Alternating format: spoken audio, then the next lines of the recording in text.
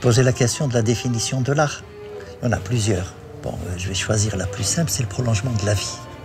Quand je suis rentré aux Beaux-Arts à l'âge de 15 ans, pour moi c'était un jeu. Et je considère que la pratique artistique est un jeu assez subtil et où l'artiste a cette possibilité de créer ses propres codes, ses propres règles du jeu. Au départ, pour moi, c'était un jeu. Comme je fais des mathématiques, pour moi, écrire aussi, c'était faire des exercices, des expériences en écriture, en style, m'amuser aussi, jouer sur les situations, sur l'aspect absurde des choses et de la vie. Donc j'ai eu envie d'écrire pour m'amuser. Je lisais beaucoup, déjà à l'époque de théâtre, et donc le théâtre de l'absurde me passionnait aussi. Et j'ai eu envie de faire comme ça, quoi. Et à partir du moment où j'ai commencé à écrire, je n'ai plus pu m'arrêter. C'est devenu une vraie passion.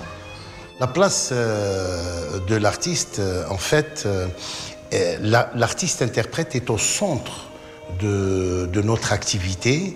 C'est un peu notre base et également notre objectif. C'est de mettre en place les meilleures conditions pour permettre aux artistes-interprètes d'évoluer, d'exercer leur talent.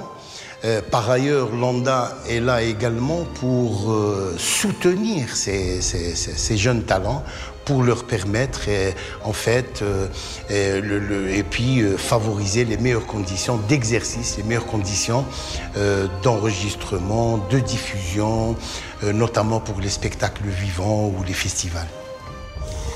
D'abord, ce qui nous lègue, c'est une part d'eux-mêmes. Hein, tout créateur, créateur, que ce soit un artiste, que ce soit quelqu'un qui écrit une chanson, qui fait un film ou qui fait une toile. C'est d'abord c'est quelque chose de très très intime qu'il partage avec le public. Donc quand ils viennent et nous en parlent, donc c'est aussi un partage. Donc c'est des moments très particuliers quand on rencontre les artistes ou les créateurs. Moi, je préfère toujours dire créateur parce que nous, on est là, on transmet, on reproduit, mais eux, c'est eux, ils font des œuvres uniques, ils créent, donc c'est des créateurs. Et c'est des moments assez particuliers, je trouve. C'est une chance. J'ai toujours pensé que j'étais chanceuse de rencontrer tous ces gens-là qui nous font rêver, qui nous font voyager, qui nous ouvrent un autre monde, qui nous ouvrent leur propre monde. Donc voilà, c'est des moments particuliers. C'est comme un moment de méditation quand on partage avec Dieu.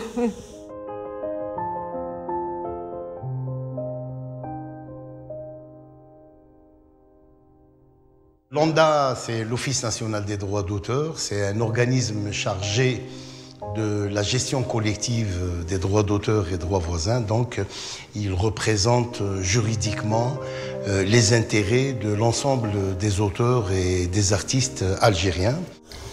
Alors, bien sûr que d'abord, l'existence de l'ONDA, elle est primordiale pour la préservation d'abord des œuvres, qu'elles soient contemporaines et les œuvres du passé. C'est primordial. Elle est fiable parce que c'est devenu une banque de données déjà.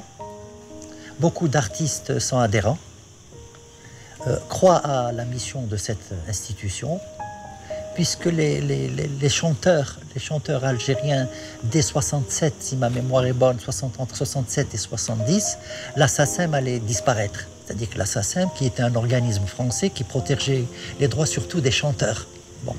Ce qu'il y a de bien avec l'ONDA, c'est qu'elle protège tous les auteurs, y compris les écrivains, les poètes, les artistes des arts visuels, le monde du cinéma, du théâtre, etc.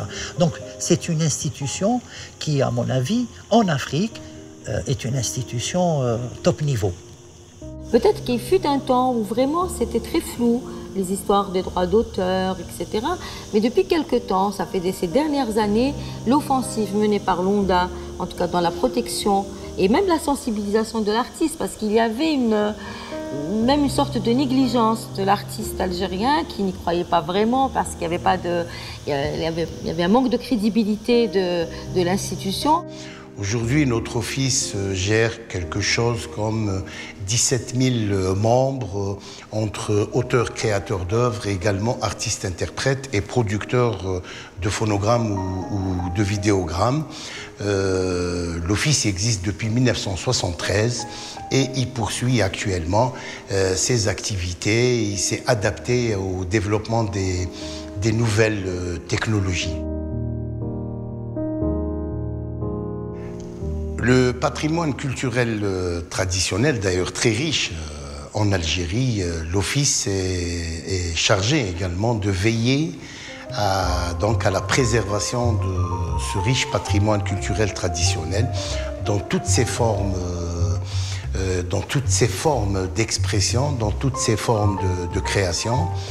Donc nous sommes chargés non seulement de préserver ce patrimoine, mais également de le valoriser et de mettre en place une politique de promotion des œuvres du patrimoine culturel traditionnel, d'où les enregistrements que nous faisons pour préserver et mettre à l'abri le fond musical algérien, la poésie des différentes régions d'Algérie, de Kabylie, de l'Ouest, du Sud, et également le patrimoine représenté par les autres formes d'expression comme la poterie, les bijoux, les dessins, etc. Pour expliquer cela, qu'est-ce que le patrimoine? Le patrimoine, quand on parle, la façon dont les gens le comprennent, ça parle souvent de passé, d'histoire, des biens, parce que c'est quoi? C'est un bien commun, le patrimoine, un bien culturel, matériel et immatériel. Et souvent, c'est relié au passé. Mais ce que nous faisons aujourd'hui, par exemple, moi, quand j'interviewe un jeune réalisateur, ça fait déjà partie du patrimoine. Dans quelques années, son œuvre, si elle est pérenne, elle va faire partie du patrimoine. Ce que je pourrais dire, c'est que le patrimoine personnel, bon, par définition, il est personnel, donc ça dépend des parcours qu'on a dans la vie. Je crois qu'on a tous un patrimoine, à mon avis, personnel qui est puisé de l'universel. Quand Rachid Mimouni écrit, il n'écrit pas parce qu'il est algérien, parce qu'il est écrivain et il analyse sa société, il en sort avec une analyse, des conclusions et il propose une narration. Donc, le plasticien, disons le peintre, les techniques de représentation ne sont pas nées en Algérie. La manière avec laquelle on s'exprime sur un support carré, rectangulaire, ne sont pas nées en Algérie, ces techniques. Pourquoi faut-il que, parce que je suis algérien, quand je dessine, je fais une proposition d'un art algérien ou d'une image algérienne? C'est ridicule. D'ailleurs, c'est un peu difficile de le définir, hein, le patrimoine. J'ai l'impression que patrimoine, peut-être que je me trompe, patrimoine rime souvent avec passé, avec choses à préserver à tout prix, aux dépens parfois de la vie d'aujourd'hui, de la vie de tous les jours. Donc on vit dans notre patrimoine, on vit dans une ville coloniale par exemple, sans chercher réellement à la préserver, mais il y a de la vie. La Casbah, c'est aussi comme ça que je la vois. Il y a des pans qui en sont détruits, mais tant qu'on n'en a pas fait un musée, c'est un lieu de vie. Peut-être que je préfère ça, je ne sais pas. Moi, dans mon patrimoine, j'inclus pratiquement tout ce qui est produit par l'humanité, sans exception. Qu'ils soient des bouddhistes, des chrétiens, des juifs, des musulmans, des orthodoxes. Tout ce qui est dans l'humanité m'intéresse. Ce qui est intéressant chez nous, les Algériens, il m'a semblé pendant longtemps qu'il y avait une indifférence vis-à-vis de notre patrimoine, de notre histoire. Je vous donne un exemple. Récemment, j'écoutais une interview de Gerwabi. Et j'ai découvert, à travers cette interview, beaucoup de choses. Ce qu'était Bellecour, à son époque, ce qu'était l'Opéra d'Alger, ce qu'était la création à l'époque. Cette petite interview, c'est vraiment un document d'archives qui nous renseigne énormément sur ce qu'était Alger dans les années 50 et 60. C'est du patrimoine. Alors, on peut ignorer une chose lorsqu'on n'a pas l'information. Mais dès qu'on a l'information, on n'est pas dans l'ignorance. On est soit dans le mépris, soit dans la négligence. C'est-à-dire que le plus important, c'est de voir comment se transmet l'information. C'est-à-dire qu'on peut transmettre l'information par l'image ou par le biais d'une langue. C'est-à-dire que si dans le patrimoine, on n'a pas de documentation, d'information pour transmettre, disons, les éléments qui constituent ce patrimoine, on ne peut pas reprocher au public de l'ignorer, parce qu'il ne dispose pas de documents qui vont lui montrer ce que recèle ce patrimoine. Moi, je pense que le point principal, et là, ça fait partie un peu de notre mission à nous, médias, c'est la lutte contre l'ignorance. Parce que la chose qui fait le plus de mal au patrimoine, c'est l'ignorance. Parce que quand on ignore qui on est, et on ignore les trésors que nous avons, le patrimoine universel, parce que l'Algérie a aussi elle fait partie du patrimoine universel, ce que nous avons comme biens culturels et autres. La Casbah, aujourd'hui, elle est classée, c'est un patrimoine universel. Mais tant que les gens ignorent ce que ça représente pour l'humanité, je pense que on a beau, même l'ONDA ne pourra rien faire contre ça. Donc c'est lutter contre l'ignorance, et la lutte contre l'ignorance, elle se fait à l'école, par les médias et par toutes les institutions publiques. Nous avons choisi l'enseignement, donc, puisqu'on veut s'adresser aux jeunes générations, au niveau des lycées, des universités, même des écoles que nous recevons régulièrement. Nous faisons cette sensibilisation à travers une multitude d'actions, donc avec nos amis de la télé, de la radio, à travers des spots, à travers des participations à des émissions pédagogiques à la radio où nous sommes régulièrement invités, à la télé également. C'est important aujourd'hui de faire connaître aux Algériens leur patrimoine, mais pas seulement le patrimoine physique, le patrimoine immatériel, c'est important. Parler de l'histoire, parler de nos légendes, raconter des histoires, raconter nos musiciens, parler des instruments de musique. Il y a aussi la tradition orale, tout ça, on en parle chez nous à la radio.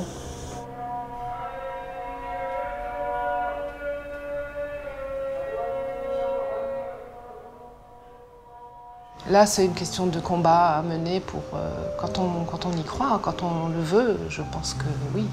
Mais c'est des luttes à mener tout le temps, quoi. Ça a toujours été le cas partout dans le monde, à mon avis. Hein. C'est-à-dire qu'on met en valeur certaines choses et on en cache d'autres. Peut-être qu'il faut chercher, fouiner ce patrimoine-là qui est oublié. Pourquoi ? Ça peut être, à mon avis, enrichissant et un enseignement par rapport à ce que nous vivons aujourd'hui. Tu vois, je reviens toujours à ce qu'on vit aujourd'hui et aux populations qui ont besoin de vivre et d'avoir le rôle dans l'universel.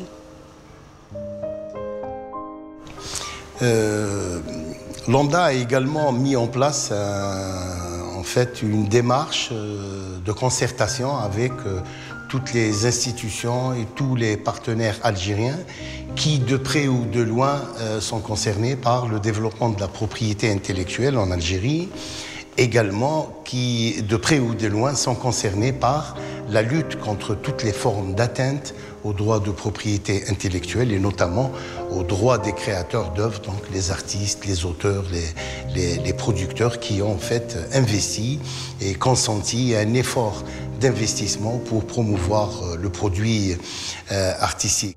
C'est important, pourquoi ? Parce que toute création doit être protégée, préservée. Un petit croquis, un petit dessin d'architecture. Et c'est important parce que de nos jours, le plagiat est facile. Surtout avec l'avènement de l'outil informatique, d'Internet, etc. Le plagiat est beaucoup plus rapide. À l'époque, déjà, les questions de plagiat se posaient.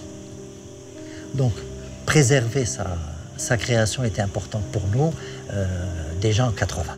Et puis surtout, la lutte contre, aujourd'hui avec les nouvelles technologies, le téléchargement illégal, nous savons que c'est un phénomène mondial qui touche à la propriété intellectuelle des artistes et des créateurs.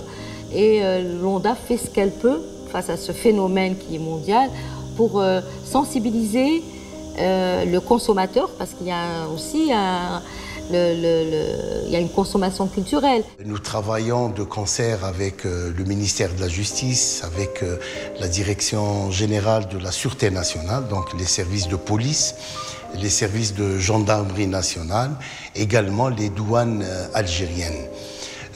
D'autres partenaires sont présents avec nous sur le terrain. Également, nous avons les médias, la télé, la radio, les utilisateurs et notamment les nouveaux utilisateurs que sont les nouvelles chaînes de télévision, puisque quelques-unes parmi ces chaînes ont signé des conventions avec l'ONDA pour se conformer un peu à la réglementation algérienne en matière d'autorisation d'exploitation des œuvres délivrées par l'ONDA. C'est une bataille difficile que l'ONDA mène avec les médias d'ailleurs, puisque nous sommes partenaires dans cette lutte contre le téléchargement illégal. Même par exemple la radio, si on prend le cas du média dans lequel je travaille, à chaque fois que nous passons une chanson à la radio, on doit écrire, on doit remplir un imprimé dans lequel on met le nom de l'artiste, etc., pour que l'artiste puisse gagner de l'argent sur cette diffusion, sur le nombre de diffusions. La radio s'est engagée depuis déjà longtemps à respecter ce volet-là les droits d'auteur des artistes. Nous avons également signé un certain nombre de protocoles d'accord ou d'accords cadres avec nos amis de Microsoft concernant la sensibilisation autour des questions de propriété intellectuelle.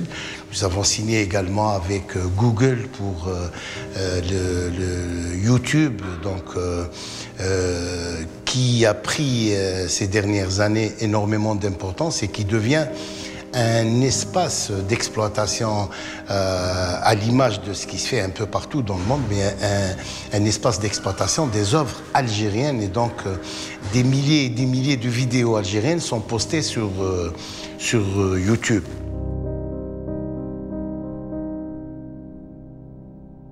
La stratégie de l'ONDA, en fait, s'articule sur deux grands volets. Il y a deux volets. Il y a un premier volet en amont, c'est le volet de la sensibilisation. C'est-à-dire qu'on se dit que quand on veut aller sur le terrain, il faut d'abord commencer par sensibiliser. Être à l'écoute de ce que réclament les populations qui vivent dans ces lieux de patrimoine. Et bien sûr, aider, financer les besoins, parce que c'est la vie. C'est comme ça, on a envie que les gens vivent. Nous sponsorisons des activités, des festivals, nous sponsorisons des jeunes talents qui, pour la première fois, ont quelques difficultés à enregistrer leur premier album ou à monter la première pièce de théâtre ou à organiser un petit festival ou une rencontre spécialisée. Nous sommes là pour les soutenir, d'abord pour permettre à cet effort de se concrétiser, mais également, par ailleurs, c'est d'être présent, d'accompagner ces événements de manière à faire, j'ai envie de dire, de la pub, à faire de la communication pour dire nous sommes là, nous sommes présents. Donc le fait de faire découvrir, parce que notre rôle c'est quoi? C'est faire découvrir, transmettre et préserver et sauvegarder. Donc comment protéger ces œuvres? On protège les œuvres des artistes d'abord en ayant une politique d'achat. Et on nous attend à côté des jeunes talents, à côté des jeunes associations qui sont porteuses de projets culturels. Donc c'est un peu ça le rôle de l'ONDA. Nous le faisons régulièrement.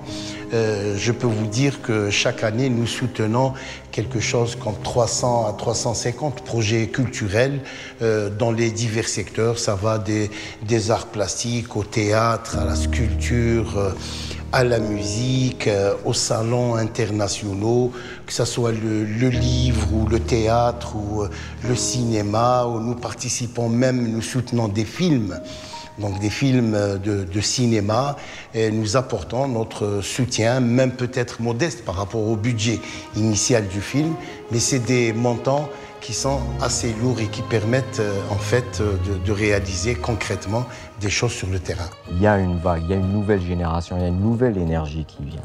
Cette vague-là vient grâce aux moyens de communication qu'on a aujourd'hui. Internet, etc., Google est un excellent prof et tout. Et cette nouvelle génération, grâce à ça, est en train d'accélérer.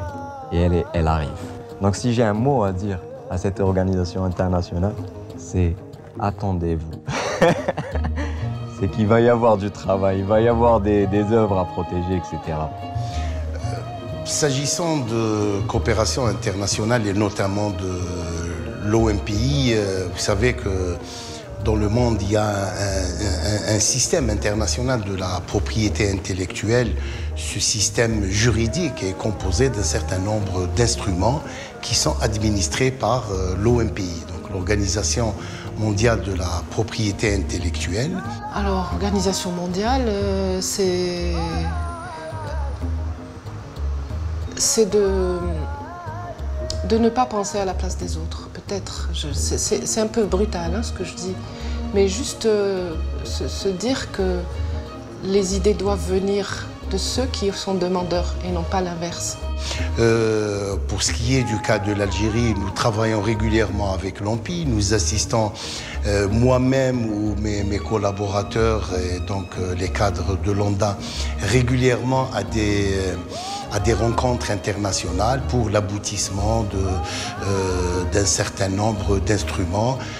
Nous avons participé activement à l'aboutissement de certains traités, comme celui de Marrakech ou celui de Pékin, sur la protection, celui de Pékin sur les exécutions et interprétations d'œuvres audiovisuelles, celui de Marrakech sur les exceptions et limites en faveur des non-voyants. Donc l'Algérie est présente et je tiens également à noter la dernière décision des pays africains de permettre à l'Algérie d'abriter un bureau extérieur de l'OMPI. Donc l'OMPI sera dès début 2017 présent à Alger à travers une représentation, donc un bureau extérieur.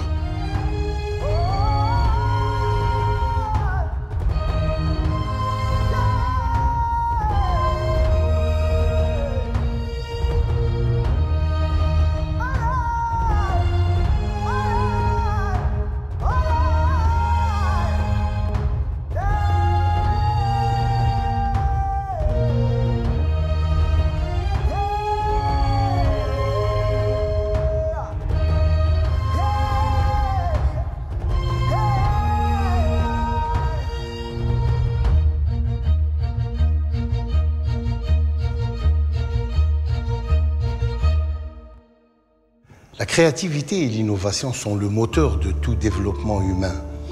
Si les sociétés ont évolué depuis le temps, c'est parce qu'il y a eu des créateurs. Il y a eu de nombreux inventeurs donc, qui ont agrémenté notre vie, qui ont créé des caméras, des téléphones portables, de la lumière, l'avion, qui ont créé de la musique, qui ont créé le savoir, des livres qui nous ont permis donc d'avoir de plus en plus de connaissances.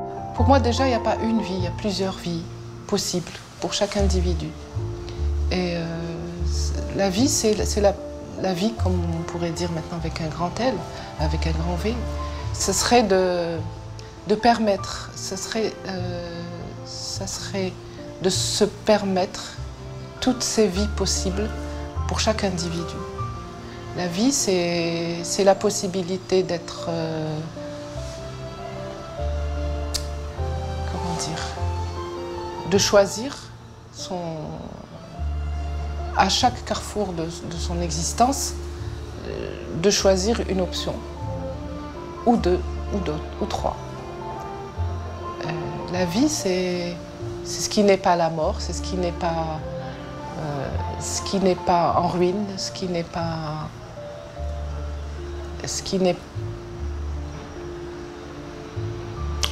macabre, quoi, ce qui est... Même dans la mort, il y a une forme de vie aussi.